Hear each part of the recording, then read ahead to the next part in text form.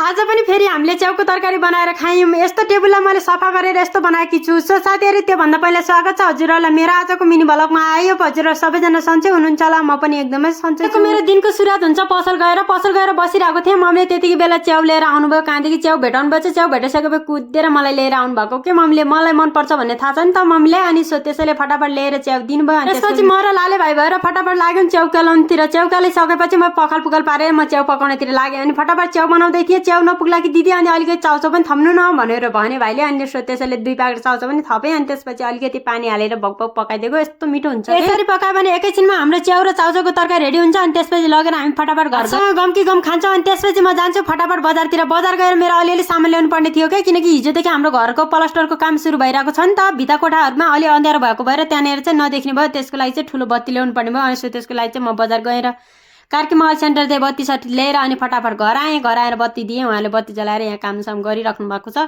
So आज हाम्रो plaster काम भइरहेको छ नि त। अनि सो छिटो होस् भनेर। अनि त्यसपछि म पसल आउँछु। पसल आएर चाहिँ हाम्रो टेबुलहरू एकदमै फोहोर भइरहेको थियो क्या, त्यो सफा गर्नको लागि साबुनहरू भिजाउँछु। अनि त्यसपछि मिलमा गएर 1-2टा भारी थियो, भारी तौलेर पैसा सैसा बुझ्छु। अनि त्यसपछि साबुन लगाउँदै घोट्छु फर्स्टमा त, किनकि त्यो टेबुलमा भएको फोहोरहरू सबै जान्छ नि त। अनि टेबुल घोटघाट पारिसकेपछि अनि कपडाले चाहिँ मजाले पुछिदिन्छु। हेर्नु न कस्तो दामीसँग टल्क्यो क्या। अनि मलाई चाहिँ कस्तो खुसी लाग्यो।